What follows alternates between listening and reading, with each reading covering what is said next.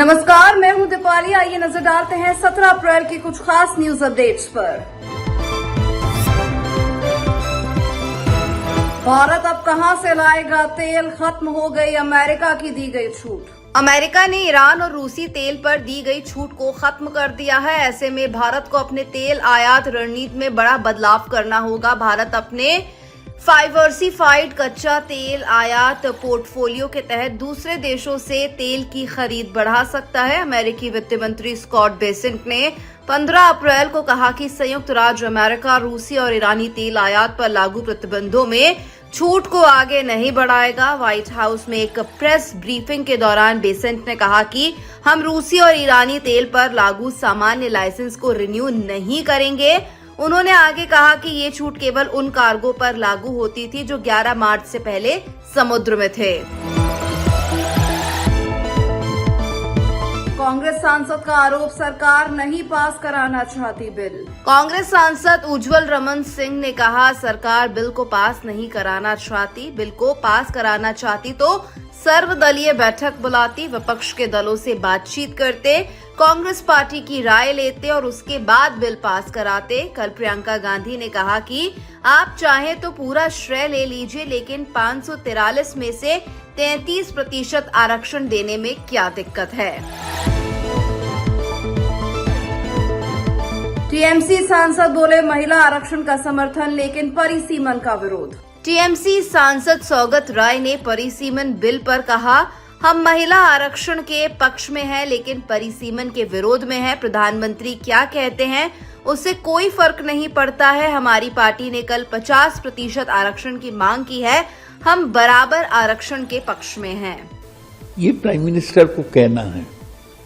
हम लोग तो महिला आरक्षण के पक्ष में हैं, लेकिन डेलिमिटेशन जो हो रहा है उसके हम विरोध में हैं। तो क्या प्राइम मिनिस्टर कहते हैं उससे कोई फर्क नहीं पड़ता। हम तो हमारे पार्टी से कल 50% रिजर्वेशन का मांग भी किए हैं। कल हमारे जो लोग स्पीच दिए हैं वो बताए हैं ये कि 50% रिजर्वेशन चाहिए। हम तो बराबर ही रिजर्वेशन के पक्ष में था। सम्राट चौधरी से मिले अनंत सिंह, मोकामा में नया अस्पताल बनाने की डिमांड। जेडीयू विधायक अनंत सिंह ने बिहार के मुख्यमंत्री सम्राट चौधरी से मुलाकात पर कहा, मैंने मोकामा क्षेत्र के लिए अस्पताल की मांग की है। मैं अब आगे चुनाव नहीं लड़ूंगा। उन्होंने कहा कि वे अस्पताल बना देंगे। शराबबंदी पर उन्होंने कहा कि शराबबंदी खत्म होनी चाहिए। लागू कराने के समय मैंने भी समर्थन किया था, लेकिन लोग अभी भी शराब पी रहे हैं और गलत नशे कर रहे हैं। बातचीत बधाई दिए, मोकामा क्षेत्र ले हॉस्पिटल मांगे कि हम अब नहीं लड़ेंगे इलेक्शन, अंतिम बार हमरा है। आप एगो हॉस्पिटल बना दीजिए बढ़िया, जो सब आदमी के आराम हो जाए। जैसे पटना में पड़ता है, सब आदमी पटना में सक्षम नहीं है, गाड़ी घोड़ा में पैसा लग जाता है। तो कहे कि हम बना देंगे। उनके तरफ से कह दिया। हाँ, वो कहे कि हम बना देंगे। शिवसेना सांसद संजय राउत बोले, महिला आरक्षण के लिए परिसीमन की जरूरत नहीं। शिवसेना यूबीटी सांसद संजय राउत ने कहा, आरक्षण के लिए परिसीमन की जरूरत नहीं है।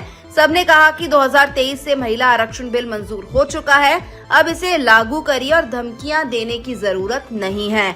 आप लोग जब चुनाव आते हैं और महिलाओं के खाते में वोट लेने के पैसे डालना बंद कर दीजिए, तब आपको पता चलेगा महिला किसके साथ है। डिलिमिटेशन की जरूरत नहीं है आरक्षण के लिए।